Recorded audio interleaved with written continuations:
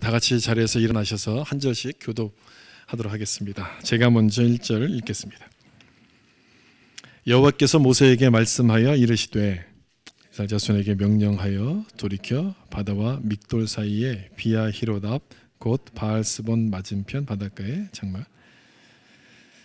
바로가 이스라엘 자손에게 대하여 말하기를 그들이 그 땅에서 멀리 떠나 광야에 갇힌 바 되었다 하리라. 바로의 마음을 완악하게 한즉 바로가 그들의 뒤를 따르리니 내가 그와 그의 온 군대로 말미암아 영광을 얻어 애굽 사람들이 나를 여호와인 줄 알게 하리라 하시매 무리가 그대로 행하니라. 아멘. 우리 앉으실 때 말씀에 은혜 받으세요. 인사하면서 앉겠습니다. 말씀에 은혜 받으세요. 아멘. 하나님이 함께 하심을 믿으라는 제목으로 말씀을 나누겠습니다. 구약 성경에서 가장 감동적인 장면을 꼽으라면 아마도 오늘 우리가 읽은 이 홍해를 건너는 장면이 아닐까 싶습니다. 어렸을 때 봤던 그 십계란 영화에서 그 홍해가 갈라지는 장면이 아주 인상이 깊었어요. 아마 그래서 그런지 몰라도 이 홍해 이 장면이 가장 인상 깊은 장면으로 남아 있습니다. 교회를 안 다니는 사람들조차도 홍해 스토리를 모르는 사람이 없을 정도로 많이 알려져 있는 아주 유명한 스토리이죠. 오늘부터 몇 주간에 걸쳐서 이 출애굽기 14장에 나오는 이 홍해 사건 스토리에 대해서 이 내용을 좀 살펴보면서 우리와 함께 하시는 하나님, 또 우리에게 무언가를 어떤 교훈을 주시는가 그 은혜를 좀 나눠보려고 합니다. 먼저 이 홍해 스토리에 대해서 좀 설명을 좀 드리면, 애굽에서 종살이하던 이스라엘 백성들에게 하나님은 이들을 구원하기 위해서 모세를 보내시게 되죠. 그리고 10가지 재앙을 통해서 애굽에 내려서 이스라엘 백성들이 출애굽을 하도록 인도하십니다. 모세의 인도하에 출애굽을 했던 이 이스라엘 백성들은 새로운 땅을 향해서 이렇게 출발합니다. 구름 기둥으로 인도하셨고 또 밤에는 불 기둥으로 인도하셔서 열심히 행진하던 이스라엘 백성들이 홍해 앞에 도착해서 거기에 딱 진을 치게끔 되죠. 여기까지는 모든 게 좋았습니다. 아무런 문제가 없이 아주 기분 좋게 걸어왔는데 여기에서부터 문제가 벌어지기 시작하죠. 홍해 앞에 진을 딱 치고 났더니 바로의 군대가 막 추격해 오는 거예요. 뿌연 먼지를 일으키면서 막 열심히 달려오는 바로의 군대를 보자 이스라엘 백성들 마음이 막 우왕좌왕하기 시작했습니다. 두려움에 떨기 시작한 것이죠. 싸울 무기가 있었던 것도 아니고 어디 숨을 곳도 없습니다. 도망갈 곳도 없습니다. 어디에 지금 장막을 치라고 말씀하셨냐면 홍해 앞에 장막을 치라고 말씀하셨어요. 뒤에선 바로의 군대가 찾아오고요, 앞에는 홍해가 가로막고 있는 거예요. 그러니까 진퇴양난, 바로 이런 경우에서 쓰는 말 아니겠습니까? 앞으로도 못 가고 뒤로도 못 가고 이러지도 저러지도 못하는 그런 상황 속에서 이스라엘 백성들이 두려움 가운데 휩싸여 있었는데, 이때 하나님의 말씀을 들은 모세가 지팡이를 홍해를 향해서 이렇게 딱 내밀게 되죠. 그때 동풍이 불면서 홍해가 갈라지고 그 사이에 길이 납니다. 그렇게 이스라엘 백성들은 그 홍해를 건너서 구원을 받게끔 되죠. 이것이 이제 홍해 스토리입니다. 여러분, 왜 이 스토리를 성경에 기록을 하고 있을까요? 성경에 이 홍해 스토리를 기록하고 있는 그 이유가 뭘까요? 성경을 읽으실 때는 언제나 이런 질문을 갖고 읽으셔야 됩니다. 하나님께서 왜 이것을 기록하셨을까? 이걸 통해서 우리께 뭘 말씀하시려고 할까? 이런 질문을 늘 가지고 성경을 읽으셔야 되거든요. 이런 기적을 기록하신 이유가 뭘까? 하나님의 능력을 보여주시려고 그러신 걸까요? 물론 그런 이유도 있습니다. 그런 이유도 있지만 보다 근본적인 이유는 오늘 제목처럼 하나님이 함께 하신다는 것을 보여주시기 위해서 그렇게 하신 것이죠. 홍해와 같은 진퇴양난의 상황을 만나게 될 때 우리에게 누가 함께 하시느냐? 하나님이 함께 하시고 그 하나님께서 그 문제를 해결해 주신다는 것을 보여주시려는 겁니다. 저는 이 홍해 스토리가 우리 가운데 두 가지 교훈을 준다고 생각합니다. 첫 번째는요, 우리 모두가 다 홍해를 만난다는 겁니다. 그렇지 않습니까? 우리 모두가 다 홍해를 만난다는 거예요. 잘 사는 사람이든 못 사는 사람이든 누구든지 예외가 없어요. 내 힘으로 어떻게 할 수 없는 진퇴양난의 상황이 찾아옵니다. 우리 인생에는. 교회를 10년 다니면 너 면제해 줄게, 그런 법이 있으면 얼마나 좋겠습니까? 그런데 그런 법은 없어요. 교회를 10년 다니든 20년 다니든 열심히 신앙생활을 한 사람에게도 모두에게 다 인생의 홍해가 찾아옵니다. 그러나 중요한 것은 그 홍해를 하나님께서 가르셨다는 것이죠. 홍해가 갈라진다는 것이죠. 이것이 홍해 스토리가 말씀하고 있는 두 번째 사실이죠. 홍해가 우리를 위협하고 가로막고 있지만 그 홍해를 하나님이 가르셨다는 거예요. 다시 말하면 하나님이 함께하는 자에게는 홍해가 장애물이 아니라 축복의 기회가 된다는 것을 말씀하는 거예요. 오늘도 인생의 홍해 앞에서 힘들어하는 분들이 계실 거예요. 여러분 중에도 아마 그런 분들이 계실지 모르겠어요. 홍해가 내 앞을 가로막고 있어서 힘들어하는 분이 계실지도 모르겠는데, 그런 우리들에게 꼭 필요한 말씀이라고 생각 들지 않습니까? 요즘 세상이 얼마나 힘듭니까? 갈수록 좋아지기를 기대하기보다는 갈수록 더 나빠지지 않을까 염려하는 그런 세상이 되어버렸습니다. 그런 세상을 살고 있는 우리들에게 홍해를 가르셨다는 이 말씀이 참 은혜가 되는 말씀 아닙니까? 저는 굉장히 은혜가 되는 말씀이었어요. 하나님이 나와 함께 하신다면 이스라엘에게 홍해를 가르신 것처럼 나의 홍해, 여러분의 홍해를 하나님께서 갈라주실 것을 말씀하는 것이죠. 그런 은혜를 구하는 마음을 가지고 오늘 말씀을 좀 생각해 보려고 합니다. 오늘 제목처럼 우리와 함께 하시는 하나님을 믿어야 되는 이유는 첫 번째가 이거죠. 우리를 책임지시는 분이기 때문에 그렇습니다. 오늘 본문의 1절부터 4절까지인데 그 부분만 가지고 우리가 좀 생각해 볼 텐데요. 하나님이 우리를 책임지신다는 것을 오늘 본문이 말씀하고 있습니다. 2절에 아까 여러분 읽으실 때 이 생소한 단어들이 나와서 굉장히 좀 헷갈리셨잖아요. 읽기가 어려웠잖아요. 근데 이 쭉 보면 하나님께서 어디에 장막을 치라고 말씀하셨냐면 마지막 부분만 보시면 돼요. 바닷가, 이 홍해를 말해요. 바닷가 앞에 장막을 치라 이렇게 말씀하셨어요. 그 중간 앞부분 보시면 이스라엘 자손에게 명령하여 돌이켜라고 되어 있습니다. 오던 길로 돌아가서 바닷가 앞에 장막을 치라 이런 말씀이에요. 돌이켜라는 말씀은 제가 좀 이따 좀 설명을 드릴 것이고요. 바닷가 앞에 장막을 치라고 하는데 참 이상한 말씀입니다. 지금 이스라엘 백성들이 캠핑을 떠난 것도 아니잖아요. 뭐 바다를 구경하러 온 것도 아닌데 바닷가 앞에 장막을 치라고 말씀하세요. 이렇게 많은 사람들이 장막을 칠 때는 여러 가지 위험 요소들을 다 고려해서 그것을 피할 수 있는 곳에다 장막을 치는 게 순리입니다. 그런데 하나님은 홍해 앞에다 이 장막을 치라고 말씀하시는 거예요. 마치 이스라엘 백성들에게 너 좀 고생 좀 해봐라 그런 것처럼 거기에다 장막을 치라고 말씀하세요. 여기까지 하나님께서 기적적인 방법을 통해서 인도해 오셨는데 왜 하필이면 이상한 이렇게 말씀하실까? 왜 여기에 장막을 치라고 말씀하실까? 하나님께서 책임지신다는 것을 알려주시려는 거죠. 하나님이 책임지신다는 것을 배우려면 그런 상황이 만들어져야만 됩니다. 사람의 힘으로는 어찌할 수 없는 상황, 하나님만이 해결할 수 있는 상황이 만들어져야 되기 때문에 지금 그 상황을 하나님이 이렇게 만들어 가시는 중이에요. 어느 누구도 도울 수 없는 진퇴양난의 상황을 만드셔서 하나님이 책임지신다는 것을 이스라엘 백성들에게 지금 보여주시려는 거예요. 내가 책임지겠습니다. 이런 사람들 여러분 종종 만나시죠? 살다 보면 이런 사람들 종종 만나요. 근데 그런 사람을 절대 믿으면 안 된다는 것을 여러분의 배신의 경험을 통해서 우리는 충분히 배우지 않았습니까?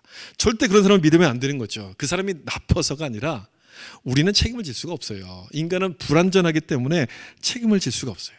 근데 하나님은 어떻습니까? 하나님은 완전하시잖아요. 하나님은 완전하신 분이기 때문에 끝까지 책임을 지십니다. 한번 말씀하신 것을 끝까지 지키세요. 언약의 하나님, 언약의 하나님이라고 부른 것은 약속을 끝까지 책임지신다는 바로 그 말씀 아닙니까? 그래서 하나님은 우리가 이스라엘 백성들에게 끝까지 책임지신다는 것을 이 사건을 통해서 보여주시는 거예요. 2절에 이스라엘 자손에게 명령하여 돌이켜라고 되어 있어요. 이 돌이켜라는 단어를 좀 보세요. 돌아가라는 뜻이거든요. 가던 길을 멈추고 다시 뒤로 돌아가라 이런 말씀이에요. 가던 길을 멈추고 뒤로 돌아가게 하시고 홍해 앞에 장막을 치도록 말씀하고 계십니다. 뭔가를 좀 준비하고 있다는 그런 느낌이 들지 않습니까? 저는 이 돌이켜라는 단어가 참 굉장히 좀 묵상을 많이 하게 만드는 말씀이었어요. 많은 걸 생각하게 만드는 말씀이었어요. 뭔가 중요한 의미를 담고 있는 말씀인 것 같아요. 그래서 어떤 목사님이 이거를 이렇게 불러서 해석했어요. 하나님의 특별 레슨 이렇게 불렀습니다.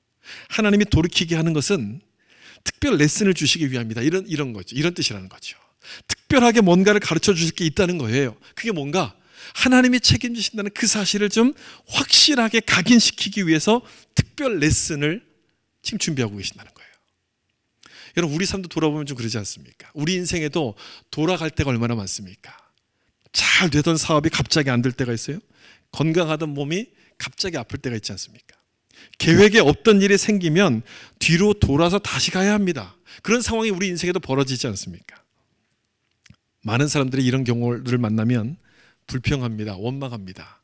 그런데 우리는 이 말씀을 지금 보고 있고 이 말씀을 배우고 있으니 불평하고 원망하지 말고 뭘 해야 합니까? 뭐라고 생각해야 합니까? 이때가 하나님께서 특별 레슨을 시키시는구나 이렇게 받아들이셔야 돼요. 하나님이 나에게 특별히 뭔가 가르쳐 주실 게 있구나, 그렇게 우리가 생각하고 이걸 받아들여야 된다는 겁니다. 그게 아니라면 왜 홍해 앞에다 장막을 치라고 말씀을 하셨겠습니까? 뭔가 이 의미가 있다는 거죠. 참 신기한 것은 우리의 걱정이 끊임없이 계속된다는 거예요. 저 이게 너무너무 신기해요. 아침에 눈 뜨면 걱정이 시작해서 저녁에 잠잘 때까지 걱정해요. 때로는 잠을 자면서도 걱정을 해요. 하나님을 믿는 사람들 아닙니까, 우리가? 하나님을 믿는데도 그렇게 하는 게 너무너무 신기한 거예요. 걱정이 끊이질 않아요. 하라는 감사는 잘 못하고, 하지 말라는 염려는 신기할 정도로 끝없이 합니다. 무궁무진하게 나오는 것 같아요. 어떤 글에서 이런 글을 읽었어요. 걱정은 하나님께서 마침표를 찍은 자리에 다시 물음표를 찍는 것이다. 아주 잘 설명하고 있는 것 같지 않습니까? 정말 그럴까? 진짜 하나님이 응답하실까? 물음표를 다시 찍는 거예요. 왜 다시 물음표를 찍습니까? 그 사실이 믿어지지가 않는 거예요. 앞에는 홍해가 지금 가로막고 있습니다. 뒤에는 바로의 군대가 막 추격해 오니까 걱정이 되는 거죠. 도대체 이게 뭐냐? 하나님이 나와 함께 하시는 것이냐? 자꾸 물음표를 찍게 돼요. 그래서 하나님은 이스라엘 백성들에게 특별한 레슨을 지금 준비하고 계시는 거예요. 다시 물음표를 찍지 말고 마침표 찍은 것을 믿으라, 이렇게 말씀하시는 거예요. 다시 말하면 하나님이 책임지실 것을 믿으라, 이렇게 지금 말씀하시는 거예요. 여러분, 그렇지 않습니까? 생각해보면 그렇지 않습니까? 지금 이 상황이 어떻게 해서 벌어진 상황입니까? 하나님께서 말씀하셔서 여기 진을 친 건 아닙니까? 누가 진을 치라 그랬습니까? 하나님이 진을 치라 그랬어요. 이스라엘 백성들의 생각으로, 자기들 생각으로 실수로 진을 친 것도 아니고요, 사단의 유혹을 받아서 여기 진을 친 것도 아닙니다. 하나님이 하라고 해서 진을 친 거예요. 그런데 일이 이렇게 됐어요. 그렇다면 여러분, 이 일이 염려할 일입니까? 염려하지 않을 일입니까? 염려할 일이 아닌 거예요. 하나님 말씀대로 하다 이렇게 된 것 아닙니까? 염려할 일이 아니라 이것은 하나님이 책임지셔야 되는 일이 되는 거예요. 하나님의 특별 레슨, 하나님이 책임지실 것을 가르쳐 주시려고 특별 레슨을 지금 준비하고 계시는 거예요. 홍해 스토리를 보면서 우리가 배워야 될 것이 바로 이겁니다. 하나님이 책임지신다. 그걸 아는 것이 굉장히 중요하기 때문에 하나님께서는 우리에게도 이걸 가르쳐 주시려고 가던 길을 돌아서서 가도록 하실 때가 있어요. 가던 길을 꼬이도록 만들어 주실 때가 있어요. 깨달으라는 것이죠. 그러므로 여러분, 홍해가 내 앞을 가로막고 있다 할지라도 우리가 두려워할 필요가 있는 겁니까? 없는 겁니까? 없는 거예요. 두려워할 필요가 없어요. 내 인생을 책임지시는 분은 하나님이시기 때문에 그 하나님께서 이 홍해를 가르실 거예요. 이 문제도 통과할 수 있도록 하실 것을 우리가 믿어야 되는 거예요. 너무너무 중요한 문제인데 우리 자꾸만 잊어버려요. 자꾸 잊어버려요. 그래서 잊어버리지 않도록 옆에 계신 분들은 한번 당부해 주세요. 하나님이 우리를 책임지십니다. 한번 옆에 계신 분들에게 한번 말씀해 주셨으면 좋겠어요. 하나님이 우리를 책임지십니다. 그 믿음으로 살아가는 자가 되시길 예수님의 이름으로 축복합니다. 아멘. 두 번째, 하나님이 함께 하시는 것을 믿어야 되는 것은 하나님이 이런 분이시기 때문에 그래요. 하나님이 실수하지 않으시는 분이에요. 오늘 본문 3절에서 우리께 말씀하고 있는 바가 이거죠. 바로가 이스라엘 자손에게 대하여 말하기를 그들이 그 땅에서 멀리 떠나 광야에 갇힌 바 되었다 하리라. 하나님께서 지금 모세에게 하시는 말씀이에요. 바로의 생각이 뭔지를 알고서 그 생각을 모세에게 알려주시는 장면인데, 이걸 표준 세번역 성경으로 보면 조금 더 이해가 쉬우실 겁니다. 여기 나오죠. 같이 한번 읽어보겠습니다. 그러면 바로는 이스라엘 자손이 막막한 광야에 갇혀서 아직 이 땅을 헤매고 있을 것이라고 생각할 것이다. 조금 더 쉽게 다가오죠. 무슨 말인지 이해가 되시죠? 바로의 지금 생각을 지금 이야기해 주고 있는 겁니다. 이스라엘 백성들이 애굽을 떠나더니 광야에 다 갇혀버렸다. 광야에서 아무것도 못하고 헤매고 있다. 이렇게 바로가 생각을 하고 있다는 겁니다. 하나님의 심판을 그렇게 혹독하게 당하고서도 그 마음이 이렇게 강팍해지는 거죠. 이스라엘이 믿는 그 하나님이 이스라엘 백성들을 인도하지 못할 거라고 지금 생각을 하고 있는 겁니다. 다시 말하면 하나님이 실수하셨다라고 바로가 지금 생각을 하고 있다는 거예요. 하나님이 지금 잘못하고 계신구나. 그래서 지금 쫓아가면 이들을 다시 붙잡아서 노예로 잡아올 수 있다라고 생각을 하고 있었던 것인데, 여러분, 바로의 생각이 맞았습니까? 틀렸습니까?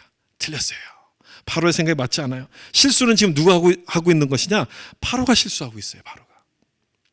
바로는 하나님이 실수했다고 생각하지만 진짜 실수한 사람은 바로였습니다. 여러분, 하나님은 실수하는 법이 없지 않습니까? 하나님은 절대 실수하지 않으세요. 이 세상 만물, 하나님이 하신 모든 것들은 한치의 오차도 없이 이루어집니다. 이 세상 모든 것들을 하나님이 만드셨고 정확하게 움직이도록 만드셨던 하나님이신데 그 하나님이 실수하실 리가 있습니까? 실수하실 리가 없어요. 절대 실수하지 않아요. 여러분 이걸 기억하셔야 돼요. 하나님은 절대 실수하지 않아요. 바로의 마음이 강팍해진 것, 이것도 사실은 하나님께서 하신 일이죠. 4절 본문 4절을 보면 내가 바로의 마음을 완악하게 한즉 이렇게 되어 있어요. 누가 바로의 마음을 완악하게 했습니까? 하나님께서 하셨어요. 그래서 하나님이 나쁘게 만들었다 그런 뜻이 아니고요. 완악한 마음을 가진 것을 그대로 이렇게 내버려 두셨다 이런 뜻인 겁니다. 근데 이 말씀의 의미는 바로의 마음까지도 누가 움직이고 계신가 장악하고 계신가를 설명해 주는 말씀입니다. 하나님이 하셨다는 거예요. 바로의 마음까지도. 이 내용을 기록하고 있는 것은 여러분 뭘 말하려는 거겠습니까? 하나님께는 실수가 있다 없다? 없다는 것을 말씀하는 거예요. 이 부분까지도 하나님의 실수가 아니라는 것을 보여주는 말씀인 거예요. 우리가 하나님을 가리켜서 전능하신 하나님 그렇게 부르잖아요. The Almighty God, 전능하신 하나님. 못하시는 것이 없고 불가능이 없는 하나님이라는 뜻인데 여러분 이런 하나님에게 못하는 게 두 가지가 있습니다. 하나님이 못하시는 것 두 가지. 뭘까요? 하나는 죄를 짓지 못하시고 또 하나는 실수를 못하십니다.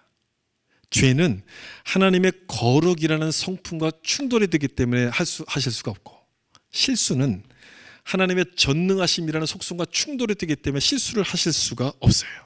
오늘 아까 우리가 불렀던 찬송 가사에도 신실하신 하나님, 실수가 없으신. 실수가 없어요. 하나님은요. 절대 실수하실 수가 없어요. 실수가 불가능한 거예요. 하나님은 이렇게 실수하실 수가 없는데 그래서 시편 말씀은 시편 18편 30절 말씀은 하나님의 도는 완전하고 여호와의 말씀은 순수하니 완전하다. 완전하기 때문에 실수가 불가능하다는 것이죠. 이처럼 하나님은 실수가 없으신 분인데 이스라엘 백성들은 실수하셨다라고 생각을 지금 하고 있었다는 겁니다. 오늘 본문의 내용이 그렇다는 거예요. 앞에는 홍해가 지금 가로막고 있었고 뒤에서는 바로의 군대가 추격해 오니까 이스라엘 백성들 생각에는 하나님이 뭔가 실수하셨구나, 잘못하셨구나 이렇게 생각을 하셨다는 거예요. 그냥 애굽에 뒀으면, 애굽에 살게 내버려 뒀으면 잘 살았을 텐데 왜 여기까지 오게 해서 여기서 죽게 만드냐 이렇게 이스라엘 백성들이 불평을 하기 시작한 거예요. 근데 여러분 이 이스라엘 백성의 모습이 어디서 많이 본 것 같지 않습니까? 우리에게도 자주 나타나는 모습들 아닙니까? 우리가 자주 하는 말 가운데 이런 말이 있잖아요. 하나님이 잘못하신 거예요. 하나님이 뭔가 실수하신 겁니다. 우리가 이런 말을 자주 해요.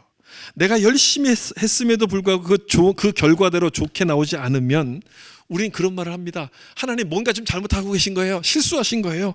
나 같은 사람을 도우셔야지 왜 나를 돕지 않으십니까? 실수하셨습니다라고 이야기를 하는데 아닌 거죠. 아니에요. 하나님은 절대 실수하지 않았어요. 여러분 분명히 기억하셔야 돼요. 우리가 놓치지 말고 흔들림 없이 붙잡아야 될 말씀들 몇 가지 기준들이 있는데 그 기준 중에 하나가 바로 이거예요. 실수하지 않으신다는 거 하나님이에요. 하나님은 절대 실수하지 않으세요. 이 기준은 여러분 어떤 일이 있어도 양보하시면 안 돼요. 꼭 붙잡고 계셔야 돼요. 하나님께는 실수라는 단어가 없습니다. 그 단어 자체가 없어요. 그런데도 왜 우리는 자꾸 실수하셨다라고 생각을 하는가?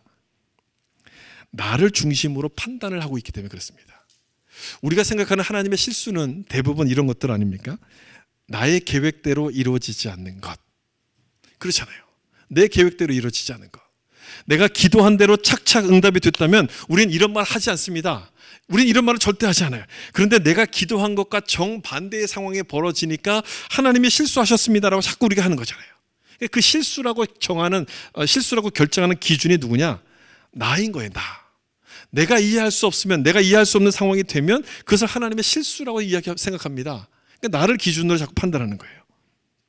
성경을 읽을 때도 마찬가지죠. 성경을 읽다가 내가 이해할 수 없는 말씀이 나오면 하나님이 왜 이렇게 하셨지? 이건 하나님이 뭔가 좀 잘못하신 거야. 하나님이 실수하셨다고 생각을 해요. 좋은 예가 그 선악과 사건 아닙니까? 이 선악과 사건을 볼 때 하나님이 선악과를 만들지 않으셨다면 우리가 그걸 먹지도 않았을 것이고 이렇게 어려움을 당하지도 않을 텐데 왜 만드셔서 우리를 괴롭게 만드셨느냐? 하나님이 실수하신 것이다. 선악과를 하나님의 실수라고 자꾸 불평을 합니다. 그렇게 말하는 사람이 많아요. 그러나 지금 말씀드린 것처럼 하나님은 실수하십니까? 하지 않으십니까? 실수를 안 하세요. 그 기준에 여러분 흔들리면 안 된다는 거예요. 이런 상황 가운데 도달했을 때, 자꾸 그런 것처럼 보이는 상황 가운데 도달했을 때 이 기준이 흔들리면 안 돼요. 하나님이 실수하신 것이 아니라 우리가 그걸 이해하지 못하는 거예요. 그게 바른 신앙인의 태도인 거예요. 내가 이해할 수 없는 상황이 벌어지면 내가 그걸 이해하지 못하는 것이지 하나님이 실수하신 것이 아니라는 것이죠. 이 에이든 토저 목사님의 말을 좀 들어보세요. 불행도 겉보기에 불행으로 보일 뿐 실상은 불행이 아니다. 감추어진 하나님의 비밀을 알지 못하기 때문에 그것을 불행이라고 여기는 것이다. 하나님께서 실수하지 않으신다는 그 말씀인 거죠. 우리가 이해를 하지 못해서 그럴 뿐 하나님은 절대 실수가 없어요. 우리 내일 일도 모르잖아요. 5분 뒤에 벌어질 일 압니까 여러분? 모르잖아요. 그런 우리가 어떻게 하나님의 그 큰 뜻을 이해할 수 있겠습니까? 따라서 하나님께서 실수하신 것이 아니라 우리가 이해를 하지 못하는 거예요. 내가 깨닫지 못하는 거예요. 홍해 앞에 장막을 치라, 이 말씀은 하나님의 실수가 아닌 하나님의 완벽한 계획이었습니다. 우리 눈에는 실수처럼 보이지만 그것까지 사용하셔서 하나님께서 합력하여 선을 이루게 하시는 것이 하나님의 방법이기 때문에 거기에 장막을 치라고 말씀하셨던 거예요. 이 케냐의 마사이 부족을 섬기던 선교사님이 한 분 계셨어요. 이분이 이 마사이족에게 처음으로 설교할 기회가 이제 어느 날 이제 주어졌습니다. 열심히 준비했어요. 한국 선교사가 와서 설교한다고 하니까 사람들이 막 소문이 퍼져서 많이 몰려들었죠. 근데 아직까지 그 스와힐리어에 익숙하지가 않아서 이 선교사님이 영어로 설교를 준비하고 그 설교를 잘 외워가지고 강대상에 딱 올라갔습니다. 거기까지 좋았는데 하나를 빼먹었어요. 설교를 시작하기 전에 기도합시다 그랬고 딱 고개를 숙이고 기도할 준비를 하는데 기도문을 준비를 안 한 거예요. 아차 싶은 거죠. 아무리 생각해도 뭐라고 기도해야 되지? 아무리 생각해도 그 기도를 어떻게 해야 될지가 생각이 나질 않는 거예요. 당황하면 영화가 더 안 나오는 법 아니겠습니까? 생각이 안 나. 무슨 말을 해야 될지 모르겠는 거예요. 그래서 계속 고개만 숙이고 있었어요. 내가 좀 미리 준비할 거 미리 준비하지 못했는데 막 후회가 밀려오죠. 그 짧은 시간이었는데 그 짧은 시간 동안 내가 이렇게 무능한 사람이구나. 난 선교사로서 자격이 없는 거구나. 막 그러면서 막 여러 가지 생각이 드는 거예요. 그럼 막 눈물이 나기 시작했어요. 그때 어디선가 주여라는 소리가 들렸대요. 아마 사모님이 하셨겠지, 누가 하셨는지 하여튼 그랬 순간 한국말로 기도해야 되겠다 이 생각이 들어가지고 그 답답한 마음, 막 서글픈 마음, 막 여러 가지 복잡한 감정을 한국말로 막 기도하면서 막 눈물 흘리면서 기도를 했대요. 그리고 났더니 힘이 없었어요. 설교할 힘이 없어가지고 그냥 내려왔어요. 모처럼 설교할 기회를 얻었는데 한마디도 못하고 그냥 울다만 내려온 거예요. 울면서 기도하다 내려온 거야. 그랬으니 무슨 생각이 들었겠습니까? 오늘 여기 참석했던 마사이들이 다시는 나를 안 볼 거다. 다시는 우리 교회 안 나올 거다. 이런 생각이 들었겠죠. 그러면서 교회 문 앞에 서서 이제 인사를 하려고 기다리고 있는데 마사이 추장이 제일 먼저 나왔어요. 그러면서 이분이 선교사님을 딱 끌어안아요. 선교사님 은혜 받았습니다. 그러는 거예요. 제가 먼저 변하겠습니다. 이런 말을 하는 거예요. 마사이는 그 말이 곧 법이다 이렇게 얘기하면서 추장으로서 내가 맹세하는데 이제 선교사님만 따르겠습니다. 그렇게 인사를 하고 가는 거예요. 그 뒤를 따라오던 다른 마사이들도 선교사님을 안아주면서 은혜 받았습니다. 감사합니다. 인사를 하고 나가는 거예요. 이게 도대체 무슨 일인가 싶었죠. 어리둥절한 채로 있었는데 며칠 뒤에 그 이유를 알았어요. 마사이가 사는 지역은 물이 없습니다. 물이 없는 지역에 살기 때문에 물을 굉장히 귀중하게 여기거든요. 그래서 물뿐 아니라 몸에서 나는 수분까지도 굉장히 귀중하게 여겨요. 그래서 땀, 눈물, 침 모든 걸 더 소중하게 여겨요. 그래서 마사이 집을 방문하면 귀한 손님이 오면 침을 뱉어줍니다. 얼굴에. 그게 굉장히 좋은 걸 주는 거예요. 선물인 거예요. 이런 마사이들인 거예요. 물을 굉장히 귀하게 여기는 마사이들인데 이 한국에서 온 선교사가 첫 설교 시간에 그것도 기도하면서 눈물을 막 펑펑 흘리는 거예요. 그 귀한 눈물을 막 펑펑 흘렸더니 이 사람들이 감동을 받은 거예요. 이야, 저분이 우리를 이렇게 사랑하는구나. 그 귀한 눈물을 막 쏟아주다니 우리를 사랑하는구나. 그런 감동을 받았다는 거죠. 우린 재밌게 보잖아요. 이 얘기를 재밌게 듣지만 그분에게는 얼마나 아픈 사실이었겠습니까? 그 사실을 깨닫기 전까지는 자기를 하나님이 선교사로 부른 게 하나님의 실수라고 생각을 하고 있었던 거예요. 나같이 준비도 안 된 사람을 불러가지고 이런 실수를 하게 만드셨으니 하나님이 뭔가 좀 잘못하셨구나라고 생각을 했는데 지금 와서 보니까 실수가 아니라 하나님의 완벽한 계획이었다는 것을 깨닫게 됐다는 거예요. 나의 실수까지도 사용하셔서 하나님의 뜻을 이루는 것이 하나님의 방법이었구나 하는 그 사실을 뒤늦게 깨달았다는 거예요. 여러분, 하나님이 참 멋진 분 아닙니까? 하나님이 얼마나 멋진 분이에요. 여기 로마서 8장 28절에 나오는 말씀처럼 여기 나오는 부분만 우리 같이 한번 읽어볼까요? 하나님을 사랑하는 자 곧 그의 뜻대로 부르심을 입은 자들에게는 모든 것이 합력하여 선을 이루느니라. 여러분 아멘입니까? 아멘이죠. 모든 것이 합력하여 선을 이루세요. 우리의 실수까지도 포함하셔서 선을 이루시기 때문에 하나님께는 절대 실수가 있습니까? 없습니까? 없다는 거예요. 실수하지 않으시는 거예요.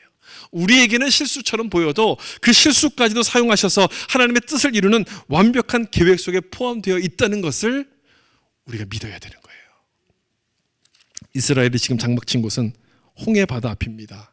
뒤에는 바로의 군대가 추격을 하고 있어요.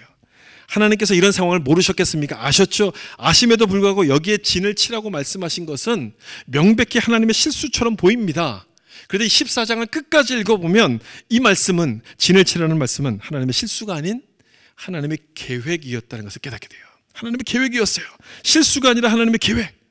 따라서 여러분, 하나님께서 실수하셨습니다라고 말하고 싶은 상황이 벌어진다 할지라도 우리는 좀 기다려야 돼요. 기다려야 돼요. 당장 그 말부터 나오지 말고 하나님의 뜻이 분명해질 때까지 아직 원망하고 불평하지 말고 실수라고 말해서는 절대 안 되는 거예요. 기다려야 돼요. 우리가 가는 길을 우리는 모르지만 하나님은 아시지 않습니까? 하나님은 분명히 아시기 때문에 내가 지금 홍해 앞에 가로막혀 있다 할지라도 하나님께서 그것까지 사용하실 것을 믿고 인내함으로써 기다려야 돼요. 여기까지 인도하신 분이 누구예요? 하나님 아니십니까? 홍해 앞으로 인도하신 분이 하나님 아닙니까? 하나님의 실수가 아니라 하나님의 계획 아니었습니까? 홍해를 갈라서 그 길을 건너게 하시는 것이 하나님의 계획이었고 우리가 생각하지 못했던 놀라운 일을 행하실 것을 준비하신 것이 하나님의 계획이었기 때문에 실수처럼 보인다 할지라도 불평할 게 아니라 감사하셔야 되는 거예요. 하나님께 감사하셔야 돼요. 아, 새로운 일을 행하실 거야. 뭔가 위대한 일을 행하실 것을 기대하는 마음 갖고 믿음을 가지고 그 사실을 기대하셔야 되는 거예요. 여러분 모두가 다 그렇게 하셔서 여러분 앞에 놓여있는 홍해를 믿음으로 건널 수 있기를 예수님 이름으로 축복합니다. 마지막 세 번째, 우리와 함께 하시는 하나님을 알면 알수록 하나님의 영광을 먼저 생각하게끔 됩니다.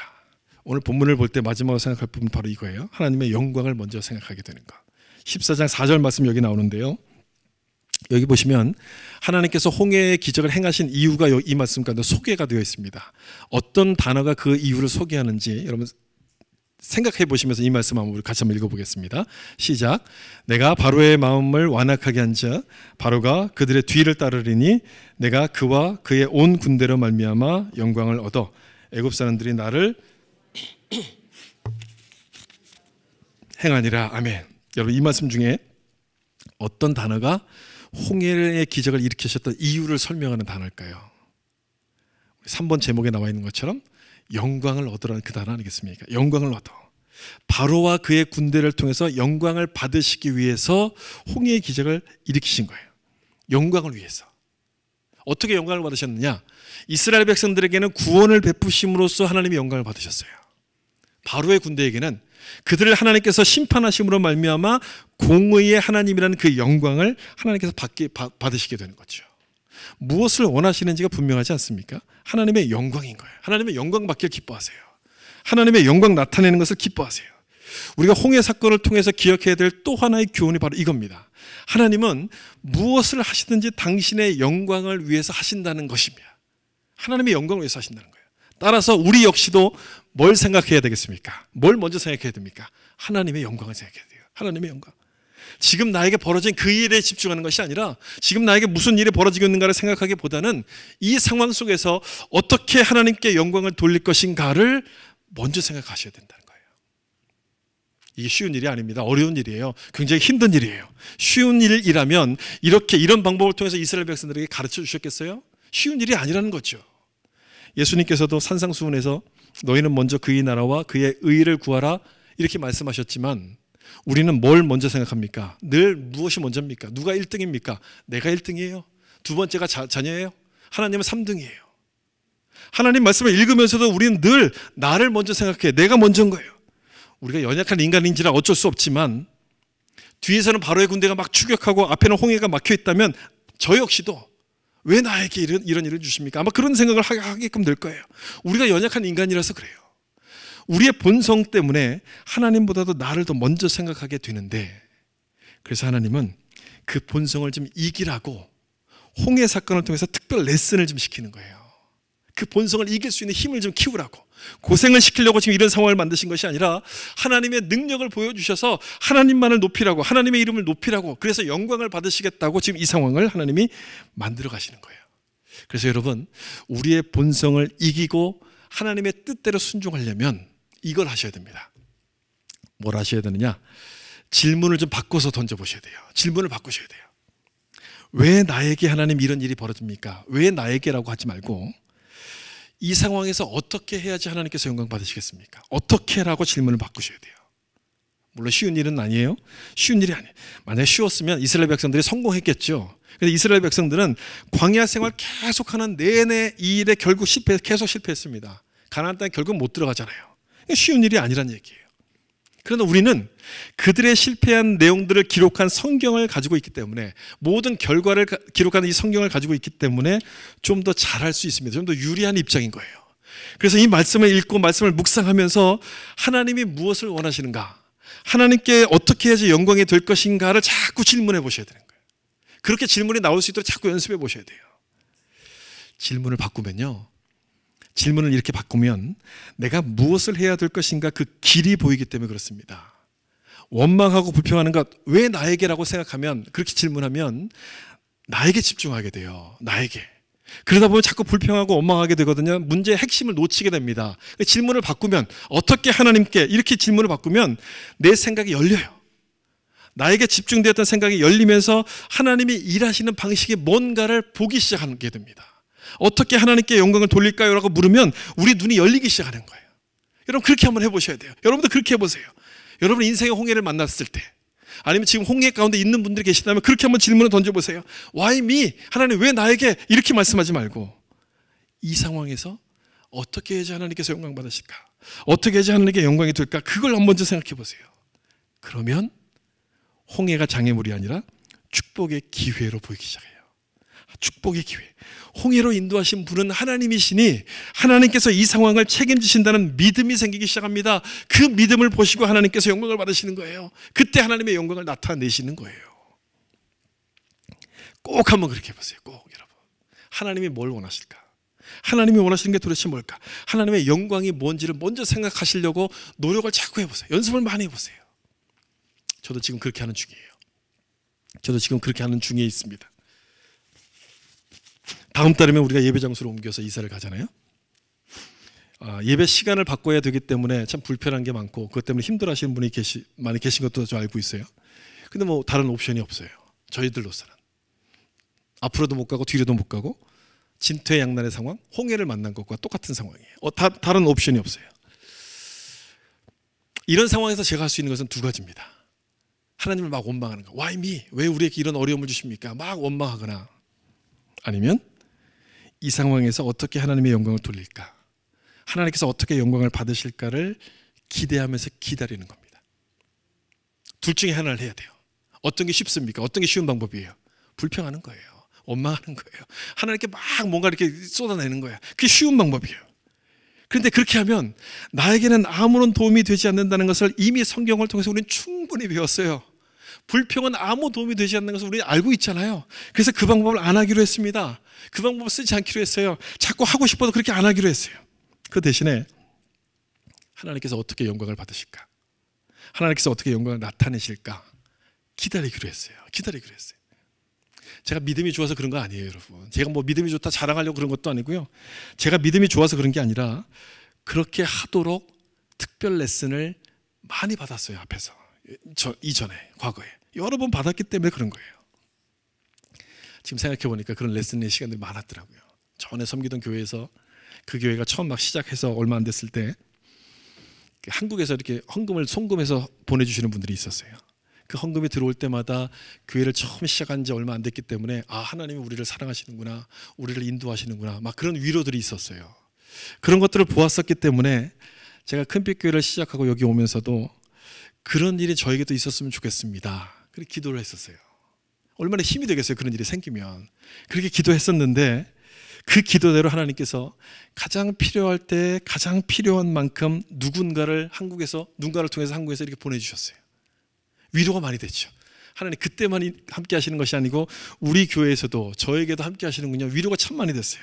한두 번이 아니었어요. 한 번으로 끝난 게 아니고 한두 번이 아니라 여러 번이었어요.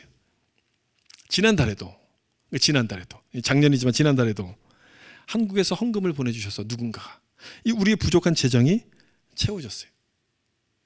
물론 좀 넉넉하게 보내주셔서 장소를 안 옮길 수 있을 만큼 됐었으면 더 좋았겠지만, 물론 거기까지는 안 됐지만 그래도 너무너무 감사했어요. 하나님이 우리와 함께 하시는구나, 증거를 보여주신 거라 저는 그렇게 믿은 거예요. 하나님이 우리를 책임지시는구나, 그렇게 믿은 거예요. 그래서 지금 홍해를 만났지만 원망하지 않습니다. 두려워하지 않습니다. 여기까지 인도하신 분이 누구십니까? 하나님 아니시겠습니까? 하나님이 인도하셨으니 앞으로도 하나님이 책임지시지 않겠습니까? 그걸 믿기에 기다리는 거예요. 기다릴 거예요. 또 그 모습을 하나님이 여러분 기뻐하시지 않겠어요? 그 모습을 기뻐하시기에 홍해를 갈라서 당신의 영광을 나타내실 거라 저는 그렇게 믿어요. 하나님 그렇게 행하실 거예요. 아마도 여기 계신 분들이 아마 이제 계속 앞으로 우리 같이 가셔야 될 그런 분들일 것 같아요. 얼마 남지 않았어도 괜찮아요, 여러분. 우리끼리 보면 힘이 없지만 우리와 함께 계신 주님을 바라보면 우리 힘이 생기는 거예요. 소망을 가지셔야 돼요. 그렇게 행하실 것을 믿고 우리는 그 길을 걸어가야 돼요. 여러분도 꼭 그렇게 한번 해보셨으면 좋겠어요. 여러분의 인생 앞에 있는 그 홍해가 장애물이 아니라 하나님이 주신 축복의 기회라고 믿고 하나님이 행하실 일을 기대해 보세요.